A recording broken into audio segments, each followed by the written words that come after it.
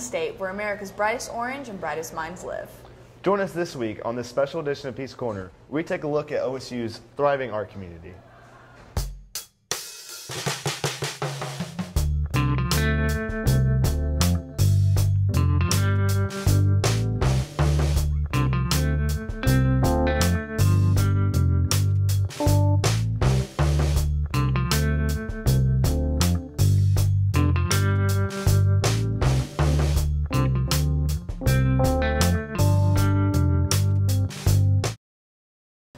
From sculptures to paintings, student art comes in many forms all across campus. I know for me it can be difficult to stay within the confines of Oklahoma State. If you're wanting to explore art from across the world locally, Nate Belt has you covered with the Stillwater Art Museum. Just a short drive from campus in the heart of downtown Stillwater sits one of Oklahoma State's hidden gems. Sometimes confused with the Gardner Gallery, which is located on campus, the Oklahoma State Museum of Art can be found at the intersection of 7th and Husband. Museum Director Victoria Berry says that the art on display isn't just something nice to look at, but that it also serves a purpose. We are a teaching museum. We're here for Oklahoma State University's students, staff, faculty, and our community here in Stillwater, Oklahoma. The museum can be used for many different courses, and even professors that don't teach art-related classes use the exhibits as a learning tool. OSU architecture professor Tom Spector feels that it is important for his students to learn about other foreign cultures.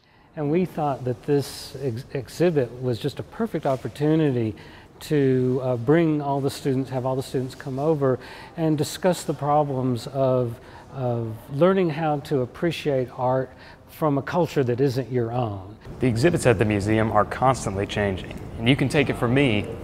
There's some really cool stuff in here. We have about 8 changes of exhibits annually. The exhibit you see in the background is called Wakati, Time Shapes African Art. The Wakati exhibit is what Barry describes as an exhibition in progress. Artist Akarash has his work set up currently, and on October 7th, museum guests can catch artist Denenge Akpem giving a live painting demonstration, as well as see her other art featured in the gallery. Museum Coordinator of Marketing Jordan Hayes says that to get more students out to the museum, it's all about the ability to be involved with the exhibit. So we're bringing in really exciting programs and performances and guest lectures and opportunities for student involvement so that the students can actually be performers alongside Akarash. The museum is hopeful that more events like Wakati will draw in more visitors in the future. For Pete's Corner, I'm Nate Belt. What a cool place to kick it in your free time. I don't know about free time, but I do know where I'm taking my next date. Well, what if she's into dancing? Dancing? Who's into dancing? These kids are. The OSU hip hop crew is pop, lock, and dropping it on another level. You go to the Colvin to get the best workout. They seem to have it all there. Weights, cardio, spin classes, and America's best dance crew? Well, OSU's hip hop crew. But close enough, right?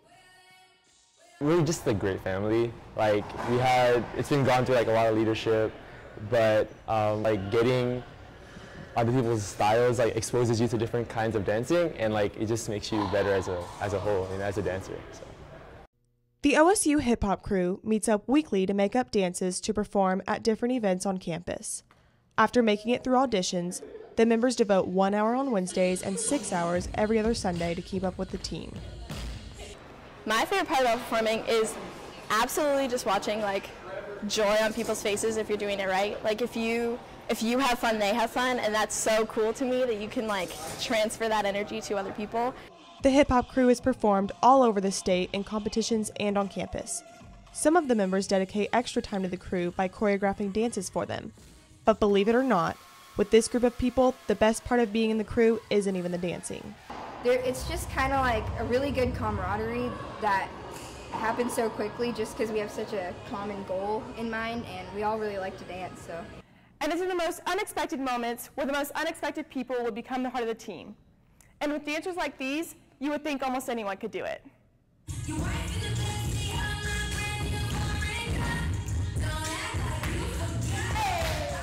We get to create something that's a vision of ourselves together. So when people watch us, they watch everything that we are on stage. Whether it be performing for the students or hanging out like one big family, the OSU Hip Hop crew always keeps up on the dance floor and in the arts. For Pete's Corner, I'm Allie Hill.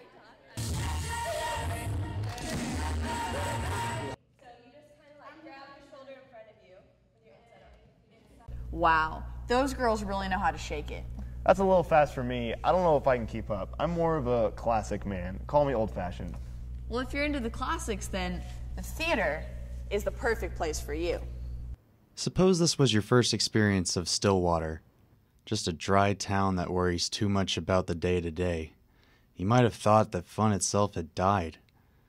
Now that may sound dramatic, but maybe drama is exactly the kick this campus needs to fire things up. So Theater Council basically gives people who are interested in theater an opportunity to perform, direct, produce, act, you name it, whatever it is, theater, we can give people an opportunity to do it.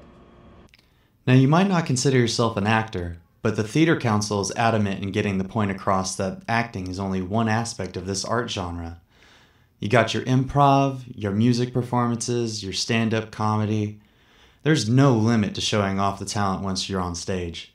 I think Theater Council is a great place to get up and do some theater, because it's kind of hard, like when you're coming from like high school and stuff, to find that like group of people to like hang out with. And everybody in the theater department, we always say that this place, like, we are a family. Even though the Theater Council handles most things dramatic, they are by no means the only outlet for the performing arts on campus. The Student Union Activities Board holds a wide variety of events all year round, which can include more opportunities to perform. Just recently, they held an open mic night in the Cowboy Underground that supported all kinds of acts. What I was going to do, like how am I going to say my jokes, like we talked about it before, and me and my interpreter, like what we're going to say, planning it all out. And after, it was just, I felt so good. I just went with the flow. It was nice. It doesn't matter how you get involved in the theater scene, be it joining the council or forming your own improv troupe. All that matters is that you act. Act now. Like right now. From Pete's Corner, this has been James LeBlanc. Now that was a showstopper. Showstopper? I'll show you a showstopper. Maybe not. You should leave it up to the pros. Speaking of pros, check out these award-winning instrumentalists.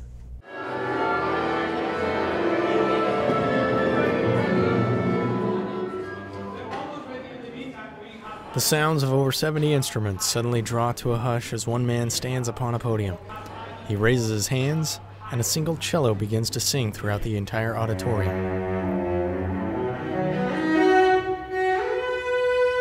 This is the Oklahoma State University Symphony Orchestra, and here close to 100 musicians rehearse for an upcoming concert.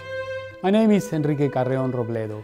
I am visiting director of orchestral studies. What do I expect is not a number, it's a result. In the end, it really doesn't matter the exact number of hours that each musician practices. Bree Ahern, a senior performance major, is a principal cellist for the orchestra. She has been playing the cello for most of her life. I've been playing since I was 5 years old, so for 16 years. I can say on a daily basis I practice 4 to 5 hours a day on my own, and then I might have extra rehearsals throughout the day. The orchestra often performs right here in the Saratine Center. A full schedule of events can be found at music.okstate.edu. If you do go, dress nice and act appropriately. Get your feet down. In addition to their symphony performances, many students also perform in ensembles and bands. Juggling classes, practice, and life can get difficult. Practice, it's never done. You know, it can be great, it can be like professional level, but it's still never done because you always have to work more and get better and better. So finding a balance takes dedication and practice, but eventually these musicians find their tempo. I feel like you find your own rhythm after a while. It's definitely a challenge at first, but to be in this field you have to be very self-disciplined. Fully committed, hardworking, self-disciplined. Perfect descriptions of this talented group. For Pete's Corner, I'm Jeremy Sharon.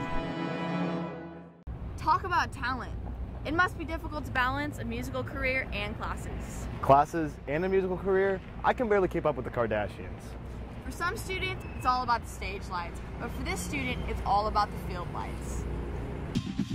Pick a random student from the Cowboy Marching Band and you'll find a student willing to put in the extra hours to provide the school and themselves with a truly magical experience. Though I didn't pick a random student, I did pick someone who has done even more than the average band member. Meet Natalie Upton, a trumpet performance major who's been playing since middle school. Well, I wanted to be in band because my siblings were in band and they had a lot of fun, and I knew that I would have fun if I was in band. Natalie is one of many trumpet players in the Oklahoma State Marching Band, all who vary in their contribution to the band. Now, while the marching band is the second biggest event at football games, they also give an intense go at competitions and orchestras, such as at the Sarantine Center. Even outside of this band's football frenzy, Natalie finds time to also participate in competitions, from the local to national titles, even winning in the National Trumpet Competition.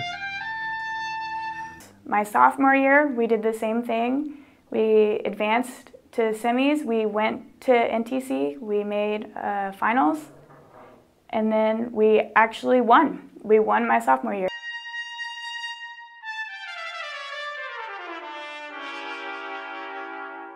Of course, you can see the entire band, Natalie included, practicing their football show here at the fields east of Galgarada. Natalie's commitment to the band is noted especially by her friends, like Shay Bailey, who's known Natalie since they got to OSU. Because she's in like wind ensemble, orchestra, jazz band, and then like the brass ensemble, and then just the trumpet ensemble. So each of those rehearse like multiple times a week for an hour, but then you have to practice on your own for like a couple hours. Natalie has put in a massive amount of work, and every effort she's worked at has paid off in full. And while these past years haven't just been the only year she's completed, there's sure to be more. For Pete's Corner, I'm Colton Gamble. Natalie really is an example of hard work paid off. She really does have an appetite for success. Speaking of appetite, I'm gonna grab myself a bite to eat. Well, hold up. Before you go, Luke has the scoop on the art of food.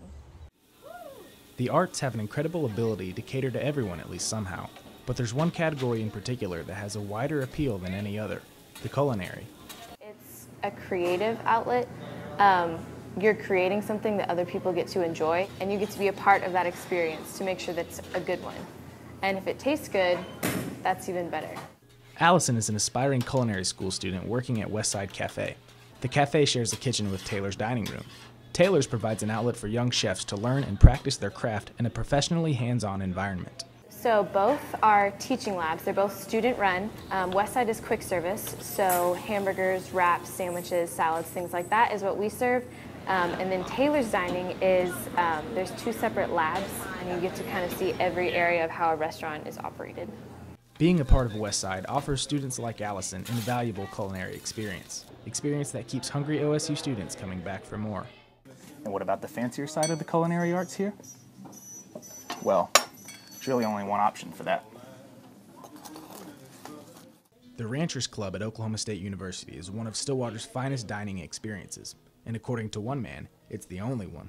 There is not a fine dining setting in Stillwater other than the Ranchers Club. What we are different from a lot of other restaurants is the rich tradition and the history that we have. Its Western history is everywhere throughout the restaurant, but what truly sets the Ranchers Club apart isn't just the look of the place, but the tastes of what it creates. So our kitchen is, in theory, a scratch kitchen. What that means is everything, the sauces, the breads, the entrees, pasta, things like that, they're all made from scratch. Our chefs take a lot of time and pride to keep the ingredients simple, the techniques precise. So the next time you're feeling hungry, OSU's broad selection of culinary experiences offers something for anyone's taste. For Pete's Corner, I'm Luke Spencer. Man, now I am really hungry. We have to go, and so do you. On this edition of Pete's Corner, I'm Grant Yoder. And I'm Kara Chancellor. Keep it creative, Stillwater.